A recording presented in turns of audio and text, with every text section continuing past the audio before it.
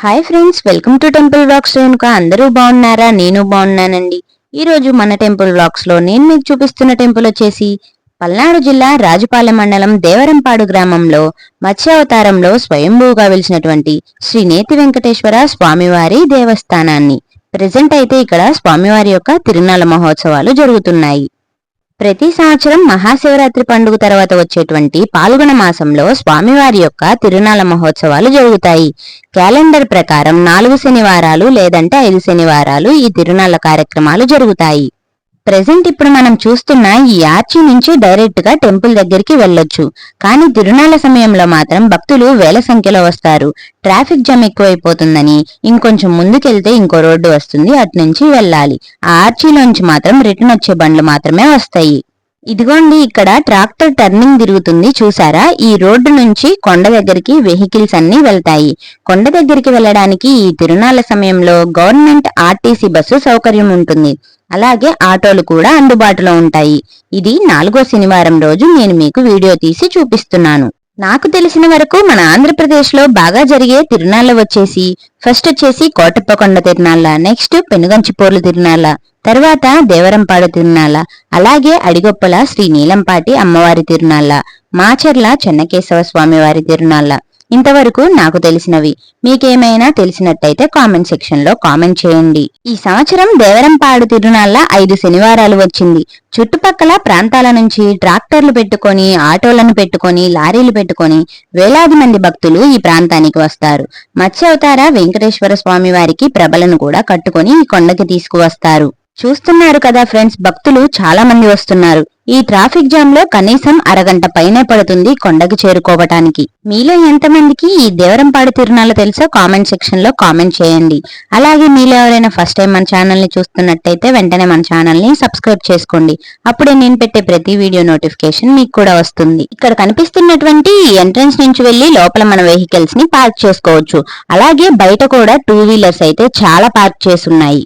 వచ్చినటువంటి భక్తులు స్నానాలు చేయటానికి ఇక్కడ కాలువ కూడా ఉంది. ఈ కాలువలో స్నానమాచరించి స్వామివారిని దర్శించుకుంటారు. భక్తులు మొక్కులు తీర్చుకోవటానికి ఇక్కడ కాలువకి ఎదురుగా కేశఖండనశాల కూడా ఉంది.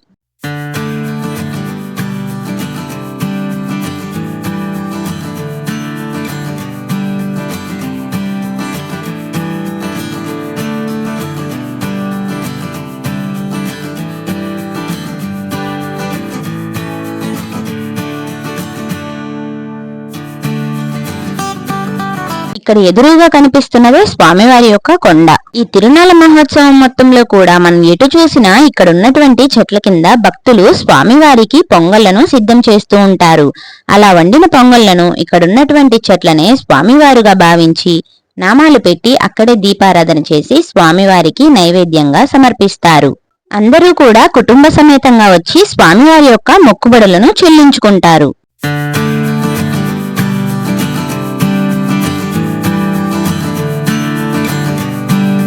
ఇక్కడికి వచ్చేటువంటి వేలాది మంది భక్తులు ఆకలికి ఇబ్బంది పడకుండా చాలా మంది వారి సొంత డబ్బుతో వండించి అన్నదానం చేస్తున్నారు.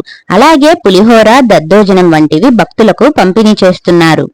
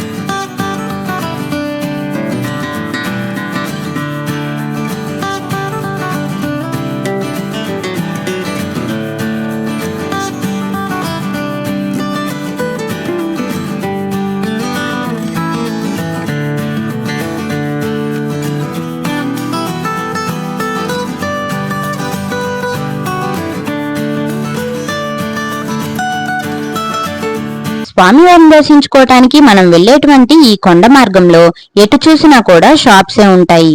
ఇక్కడ 5 లేదా 4 శనివారాలు తిరునాళ్ల మహోత్సవాలు జరుగుతాయి. అందులో 2వ శనివారం అత్యంత వైభవంగా స్వామివారి యొక్క కళ్యాణ మహోత్సవాలు జరుగుతాయి. ఎక్కువగా భక్తులు వారి కోరికలను తీర్చుకునేందుకు మెట్ల పూజ చేస్తారు. అలాగే పొంగళ్లు సమర్పిస్తారు, ముడుపులు కడతారు. ఈ కొండ మీద స్వామివారికి దీపారాధన కోసం ఎలాంటి నూనెని వాడరు. కేవలం నెయ్యితో మాత్రమే దీపారాధన చేస్తారు. ఇది ఎండాకాలం కావటం వల్ల భక్తులు ఇబ్బంది పడకుండా దర్శనానికి వెళ్లే మార్గం మొత్తం కూడా తాటాకు పందిర్లు వేశారు. స్టార్టింగ్ లో స్టెప్స్ ఎక్కేటప్పుడు మనకి మత్స్యావతార రూపంలో ఉన్న వెంకటేశ్వర స్వామివారి విగ్రహం దర్శనమిస్తుంది. ఈ స్టెప్స్ దగ్గరే స్వామివారి యొక్క లడ్డూ ప్రసాదం కూడా మనకి అందుబాటులో ఉంటుంది. ఫస్ట్ ఇప్పుడు మనమైతే దర్శనానికి వెళ్ళట్లేదు ఫ్రెండ్స్, కొండపైకి ఎక్కబోతున్నాము. ఎందుకంటే చాలా మంది పైకి ఎక్కి వస్తున్నారు. అక్కడ ఏముందో మీ అందరికీ చూపిద్దామని మేము కూడా పైకి ఎక్కుతున్నాము. ఎగ్జాక్ట్ గా 12:30 అయింది మేము కొండ ఎక్కేటప్పుడు. ఎండ మండిపోతుంది, కొండరాళ్ళు కాలిపోతున్నాయి. అయినా సరే గోవిందనామ స్మరణతో ముందుకు కొనసాగాము. మరీ ఎక్కువ లాంగ్ అయితే లేదు, కనీసం ఒక అరగంట అయితే పడుతుంది కొండ ఎక్కడానికి. ఎండాకాలం అవటం వలన కొండ మీద చెట్లు అన్ని ఎండిపోయాయి. కొద్దిగా రెస్ట్ తీసుకుందామన్నా కూడా కాళ్ళు కాలిపోతున్నాయి. అయినా కూడా చాలా మంది చిన్నపిల్లలు, పెద్దవాళ్ళు కూడా పైకి ఎక్కుతూనే ఉన్నారు. ఈ వీడియో గనుక మీకు నచ్చితే లైక్ చేసి, షేర్ చేసి, కామెంట్ చేయండి. పైకి ఎక్కేటప్పుడు వాటర్ బాటిల్ అయితే కంపల్సరీ మన దగ్గర అయితే ఉండాలి. చాలా మంది అయితే చెప్పులు వేసుకొని పైకి ఎక్కుతున్నారు. మేము మాత్రం చెప్పులు లేకుండానే పైకి అయితే ఎక్కుతున్నాము.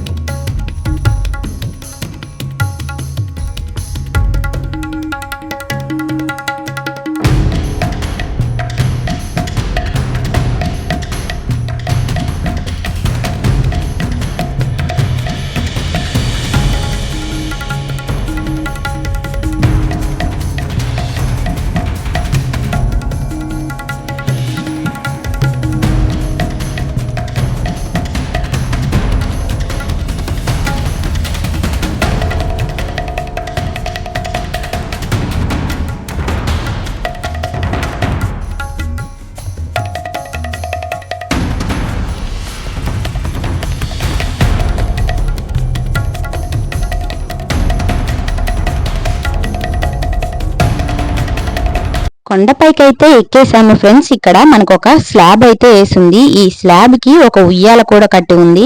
వచ్చినటువంటి భక్తులు అందరూ కూడా ఒకసారి అయితే ఈ ఉయ్యాల ఎక్కి ఊగుతున్నారు. ఈ స్లాబ్ కి అటువైపు అయితే అందరూ వెళ్లి దర్శనం చేసుకొని వస్తున్నారు. మనం కూడా వెళ్లి ఒకసారి ఏముందో చూసొద్దాం రండి. ఇక్కడ ఒక పెద్దది కొండరాయి అయితే ఉంది ఫ్రెండ్స్. ఆ కొండరాయి పక్కనే ఇనుప కడ్డీల మధ్యలో కూడా ఒక రాయి అయితే ఉంది. ఆ రాయికి స్వామివారి యొక్క నామాలు ఉన్నాయని ఇక్కడ వాళ్ళందరూ కూడా చెప్తున్నారు. చూస్తున్నారు కదా ఫ్రెండ్స్, ఇక్కడ మీకు కనిపిస్తున్నటువంటి ఈ ఇనుప కడ్డీల మధ్యలో ఉన్నటువంటి శిలక అయితే ఇక్కడ పూజలు చేస్తున్నారు. ఎలా అయితే పైకెక్కి మనం కూడా స్వామివారిని దర్శించుకున్నాం. ఎండాకాలం కాటాన ఈ ప్రదేశం అంతా కూడా ఎండిపోయింది, లేదంటే పచ్చని చెట్లతో కలకలలాడుతూ ఉంటుంది.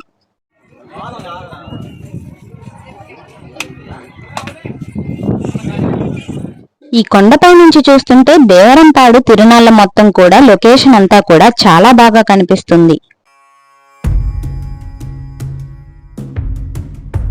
చిన్నగా కొండ దిగి కిందకైతే వచ్చేసాము ఫ్రెండ్స్. ఇక ఇప్పుడు స్వామివారిని దర్శించుకునేందుకు ఉచిత దర్శన మార్గంలోకైతే వచ్చేసాము. కొంచెం తొందరగా వెళ్లి స్వామివారిని దర్శించుకోవాలి అనుకుంటే దర్శనం టికెట్లు తీసుకుని అయితే వెళ్ళవచ్చు. లేదు అనుకుంటే ఉచిత దర్శన మార్గంలోనే మనం వెళ్లి స్వామివారిని అయితే దర్శించుకోవచ్చు. స్వామివారు ఇక్కడ సుమారు 200 సంవత్సరాల క్రితం ఈ కొండపైన మత్స్య అవతారంలో స్వయంభూగా వెలిశారు. ఒక భక్తుడికి స్వామివారు కలలో కనిపించి, నేను ఈ కొండ మీద ఉన్నాను, నాకు దేవాలయం కట్టించమని అన్నారు. అలా స్వామివారి ఆలయం నిర్మించటం జరిగింది. కానీ స్వామివారికి గోపురం లాంటిది ఉండదు. వేయాలని ప్రయత్నించిన మొదటిసారి కప్పు కూలిపోయింది, రెండవసారి కాలిపోయింది, మూడవసారి ప్రయత్నిస్తే మీ వంశం నాశనం అవుతుంది అని స్వామివారు భక్తుడికి ఒంటి మీదకి వచ్చి చెప్పటం జరిగింది. అప్పట్నుంచి కూడా స్వామివారు ఎండకి ఎండుతూ వానకి తడుస్తూనే భక్తులకు దర్శనమిస్తున్నారు. పూర్వం ఈ దేవరంపాడు చుట్టుపక్కల ప్రాంతాలంతా కూడా పాడి పంటలు సిరి సంపదలు నష్టం కలిగినప్పుడు ప్రజలంతా కలిసి స్వామివారిని వేడుకున్నారు. అప్పుడు స్వామివారు వెంటనే వారి కష్టాలను తొలగించి సుఖ సంతోషాలతో ఉండేలాగా అనుగ్రహించారు. ఇక అప్పట్నుంచి ప్రజలు పాడి పంటలలో మొదటి పంటను స్వామివారికి సమర్పిస్తారు. అలాగే గేదెలు ఈనినప్పుడు జున్నుపాలను వెన్నని తీసుకొచ్చి స్వామివారికి సమర్పిస్తారు. ఎవరైతే భక్తిగా నియమనిష్టలతో ఉండి స్వామివారిని నేతితో అభిషేకం చేస్తారో ఎండకి ఆ నెయ్యంతా కరిగి కింది భాగానికి వస్తుంది. ఆ నెయ్యిలో స్వామివారు చాప రూపంలో కదులుతూ దర్శనమిస్తారు. ఈ కొండ మీద అలా స్వామివారిని దర్శించి అనుభూతి పొందిన వారు చాలా మంది ఉన్నారు. ప్రస్తుతం తిరునాళ్ల సందర్భంగా సరిగా స్వామివారిని చూపించలేము. మన ఛానల్లో ఆల్రెడీ అంతకుముందు స్వామివారిని క్లారిటీగా చూపిస్తూ ఫుల్ వీడియో చేశాను ఫ్రెండ్స్, వెంటనే వెళ్ళి చూడండి.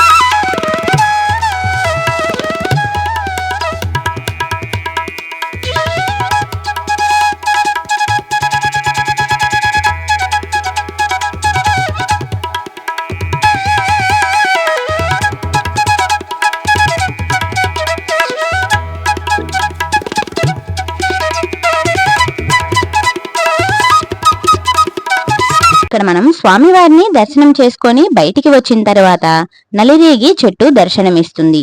ఈ చెట్టుకి పిల్లలు లేని వారు ముడుపులు కడతారు.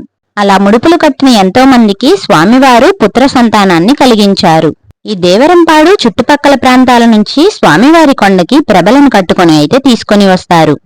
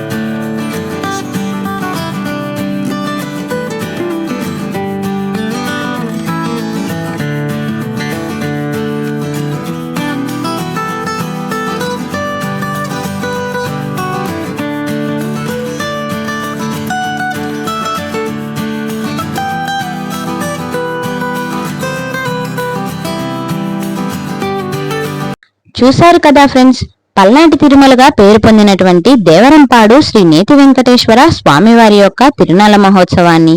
ఈ వీడియో కనుక మీకు నచ్చినట్టయితే లైక్ చేసి, షేర్ చేసి, కామెంట్ చేయండి. ఇలాంటి మరెన్నో టెంపుల్ వ్లాగ్స్ కోసం వెంటనే మన ఛానల్ని సబ్స్క్రైబ్ చేసుకోండి.